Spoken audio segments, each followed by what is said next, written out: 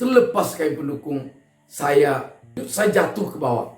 Berguling-guling saya di pulau Meraung sama saya. Dan kalau Beani nonton video ini, saya sampaikan salam pada Beani. Saya tidak lupa bahwa kita pernah tidur satu ayunan di hutan belantara ketika masih kecil. Masih ingat saya sekolah di Telantam, mulai sekolah hari pertama pakai baju biru, pakai celana pendek hitam, tidak pakai sepatu, tidak pakai sandal. Gurunya satu, muridnya satu saya. Belajarnya di mana? Begitu istirahat mengambil tabu-tabu, belajar.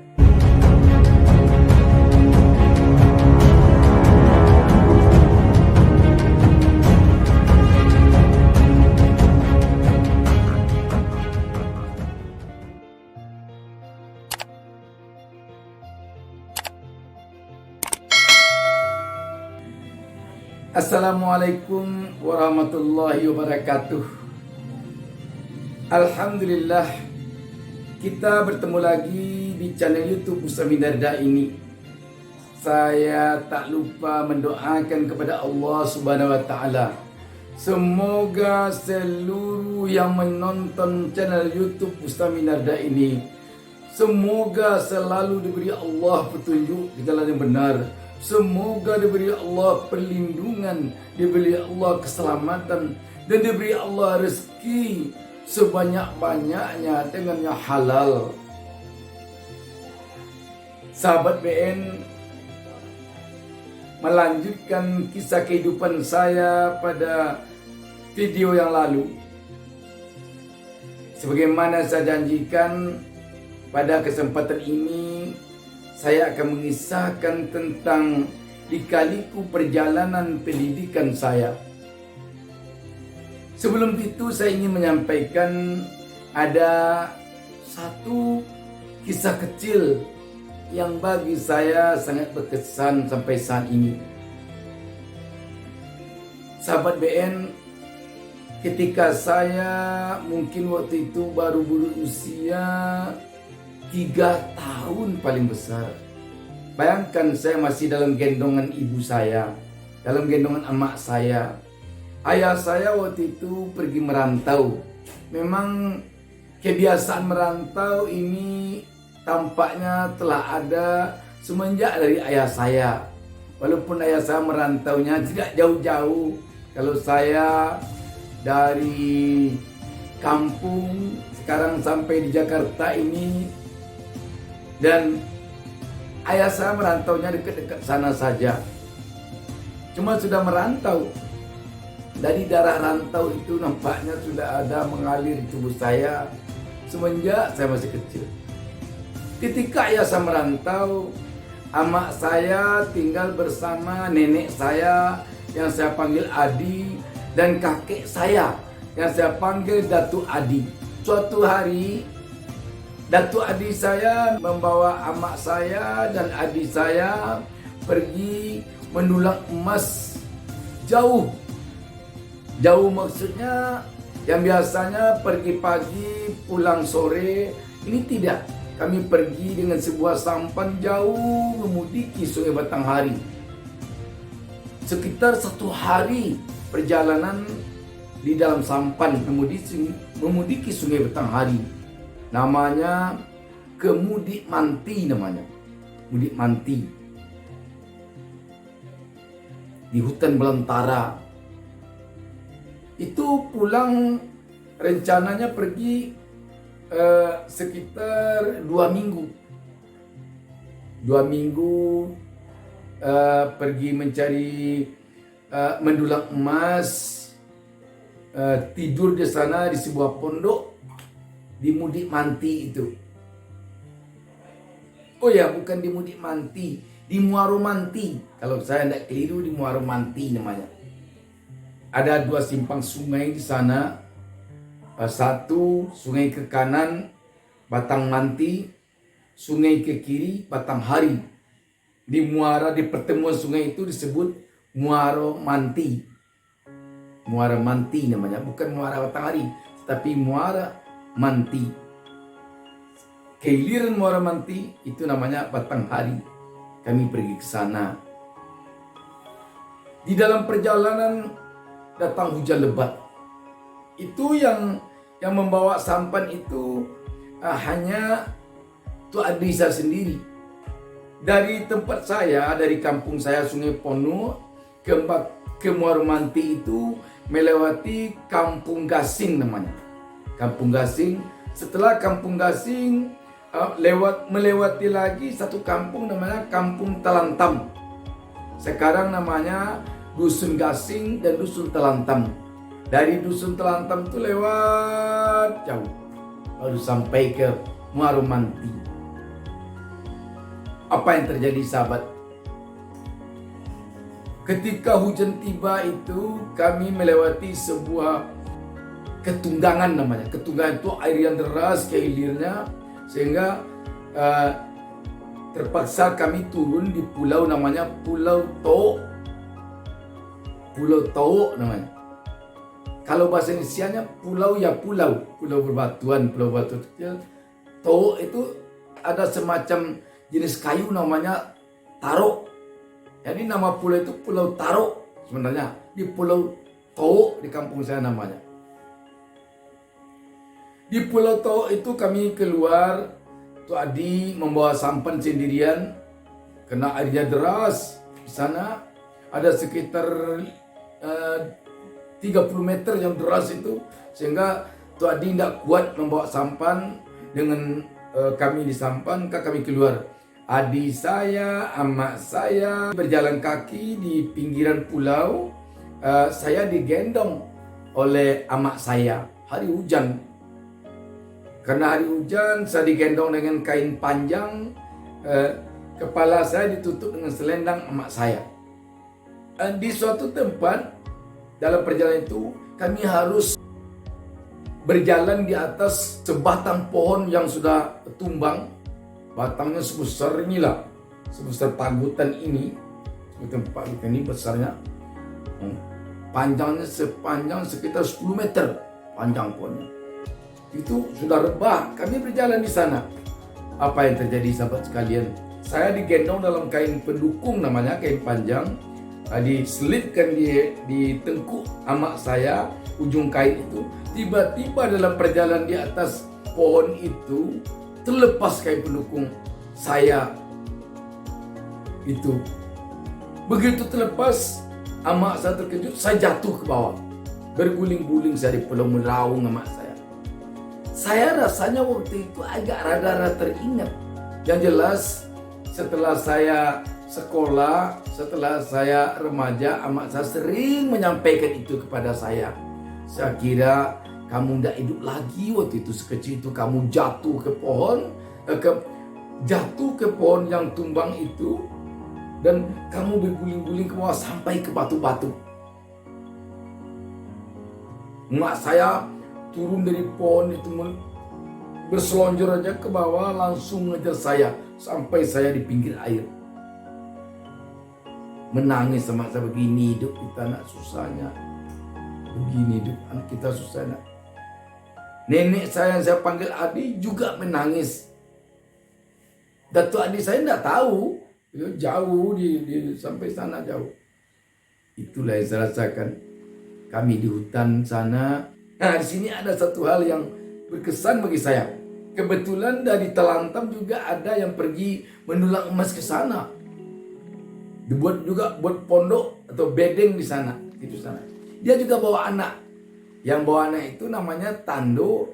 Tando itu punya anak namanya Bayani. Bayani juga seumuran saya.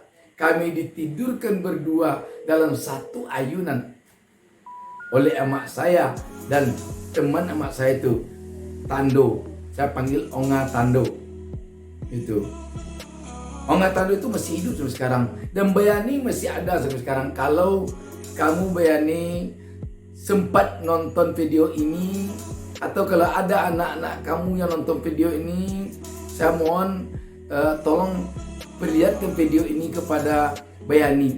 Dan kalau Bayani nonton video ini, saya sampaikan salam pada Bayani. Saya tidak lupa bahwa kita pernah tidur satu ayunan di hutan belantara ketika masih kecil. Sekali lagi saya salam pada Bayani. Semoga kita nanti bertemu. Waktu saya pulang beberapa bulan lalu ke kampung setelah 3 tahun, hampir 3 tahun tidak pulang-pulang, saya tidak sempat datang ke Telantam karena saya pulangnya 1 malam saja. Kembali lagi ke Jakarta. Itu kisahnya sedikit. Itu kisah tentang kehidupan saya di desa. Sahabat BN. Bagaimana tentang sekolah saya? Di kampung saya tidak ada sekolah. Tetapi saya dari kecil, dari pandai berjalan, kata emak saya selalu bilang pada emak saya, ingin sekolah, ingin sekolah, ingin sekolah. Kata ayah saya, kamu boleh sekolah nanti. Di mana kamu sekolah, dengan syarat kamu harus khatam Al-Quran lebih dulu. Susahnya bagaimana ini? Harus khatam Al-Quran lebih dulu, baru saya boleh sekolah. Singkat cerita, setelah saya khatam Al-Quran dengan belajar Al-Quran pada ayah saya sendiri di rumah, saya sekolah ke Dusun Telantam. Dari kampung saya naik sampan ke Dusun Telantam itu sekitar 3 jam perjalanan mengemudi Sungai Batanghari. Bayangkan 3 jam. Dan saya sekolah di sana, pulang hanya ketika libur. Masih ingat saya sekolah di Telantam mulai sekolah hari pertama pakai baju biru, pakai celana pendek hitam, tidak pakai sepatu, tidak pakai sandal. Waktu itu huruf pertama yang saya pelajari adalah membuat huruf L hari Kamis. Tanggalnya saya tidak tahu. Hari Kamis tahun 72. Saya masih ingat. Saya mulai sekolah. Sekolah di Telantam, saya kos di salah satu rumah. Nama orang punya rumah saya itu, yang perempuannya Suli, yang laki-lakinya Budin. Itu paman saya sendiri yang termasuk paman oleh saya. Di laman ini di politik. Rumah sekolah saya apa? Rumah sekolah saya di sana sebuah ruangan, itu boleh dikatakan gubuk kecil. Papan tulisnya 1 lembar. Guru saya namanya Ismail Bagindo Sultan. Guru yang bayar orang tua kami, paling murid, guru partikelir namanya. Dia hanya sendirian mengajar. Siangnya sekolah, malamnya mengaji. Bayangkan kelas 1 SD kos. Bagaimana saya memasak, bagaimana mengemasi baju. Kosnya bukan kos dibayar, kos numpang 5 orang. Pulang hanya boleh, paling-paling pulang ketemu orang tua 1 kali libur. Yang paling susah itu malam hari, sahabat baik sekalian. Kalau siang aman. Di sana mana ada WC waktu itu, mana ada kamar mandi di rumah. Mandinya ke sungai. Dari rumah tempat saya tinggal itu ke sungai sekitar 200 meter lebih. Itu kita ke sungai, itu melewati pohon-pohonan berupa pohon pinang, kebun kopi, menakutkan. Sehingga kalau malam hari mau buang air, waduh, sama siapa pergi, takut. Itulah. Tidur di surau. Tidur di surau itu, maklum saya kita masuk kecil kelas 1, itu yang anak-anak kelas 3, kelas 4 kan udah besar-besar dia mengaji. Kita tidur di surau sama-sama. Malam lampu mati, begitu lampu mati, yang besar-besar badannya sudah tua-tua, yang lebih tua dari kita, itu malam-malam itu kain sarung kita diambilnya. Aduh, saya masih ingat ada namanya Budin Latis. Itu algojonya tempat kami sekolah itu. Orang Batak kami takut semua. Budin Latis ini kalau malam hari itu kain sarung kita diambil, kumpulkannya itu. Saya sering menangis malam hari, saya sendirian, takut malam hari diambilnya selimut, kita kena selimut lagi. Nah, sekarang Budin Latis masih ada, salam untuk Budin Latis. Nah, saya ingat ketika kita masih sekolah dulu, saya masih kecil, Budin Latis kalau tidak salah saya waktu itu kelas 3. Kami sekolah itu besar-besar. Saya bayangkan, saya sudah besar juga baru sekolah. Nggak tahu saya tahu umur 10 tahun, tahu umur 11 tahun, tahu umur 9 tahun saya baru masuk sekolah. Kenapa saya tidak tahu? Sampai sekarang saya tidak tahu umur saya pasti. Sebab tidak ada tanggal lahirnya. Ayah saya bilang, saya lahir katanya sehari menjelang tanggal 17 Agustus, kurang upacara. Itu aja. Harinya hari Kamis katanya. Malamnya saya lahir. Tahu berapa itu tahu? Nggak tahu. Ijazah saya makanya tahunnya aja yang tahu. Yang dikasih itu diterka-terka aja.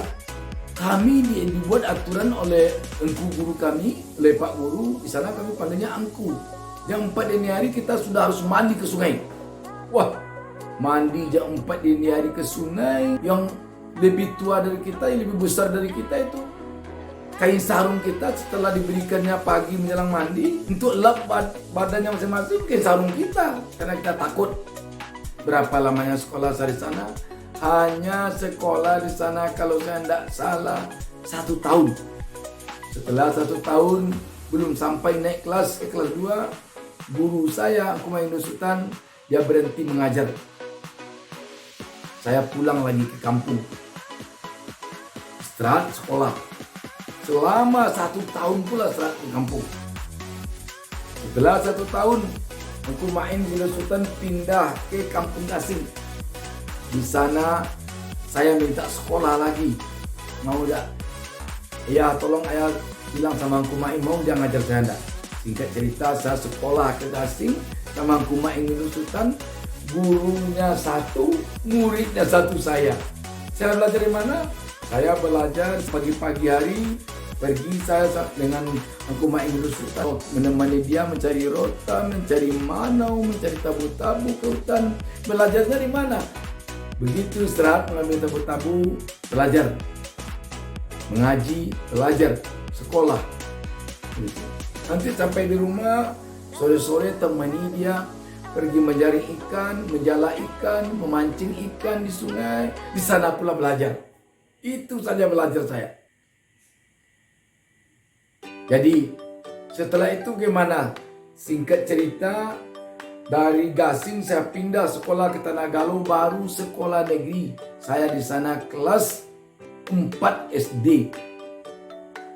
Di Tanagalo ini dah datang malaikat kepada saya. Saya katakan malaikat di sana.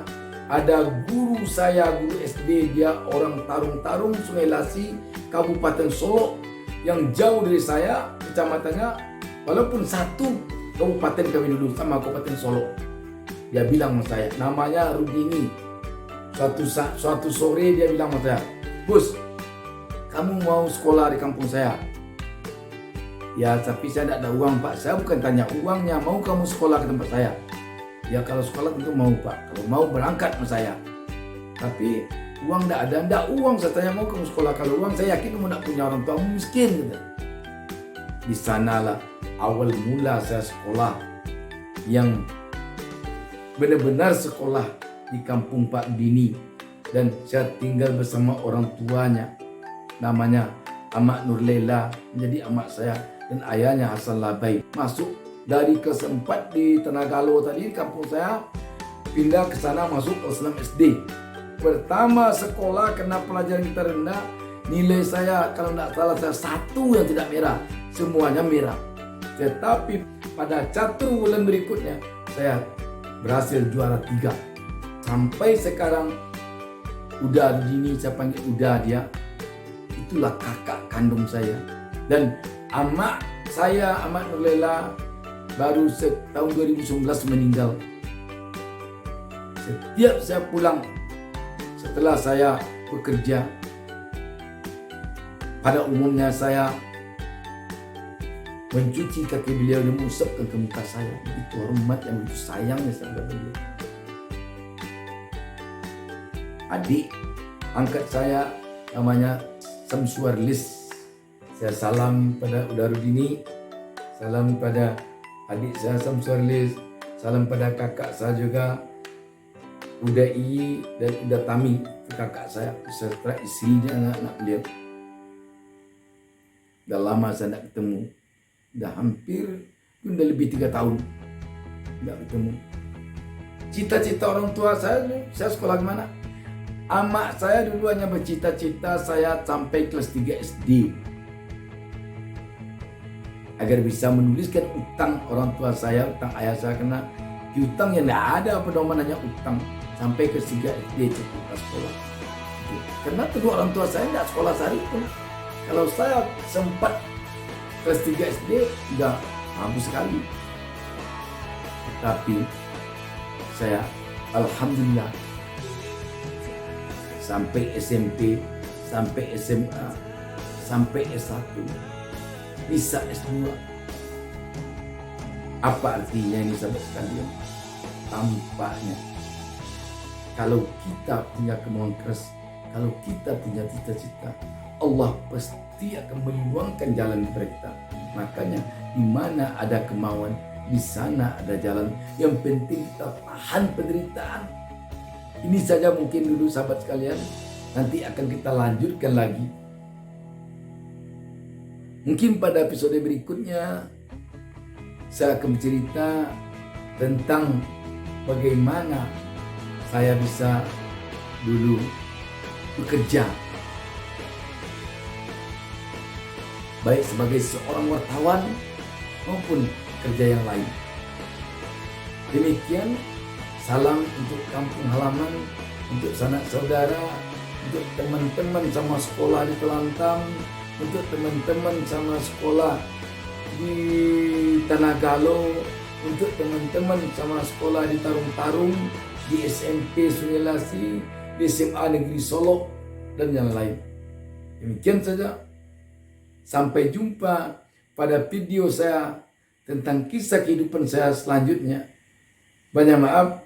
Wassalamualaikum warahmatullahi wabarakatuh. Jangan lupa subscribe. Jangan lupa subscribe.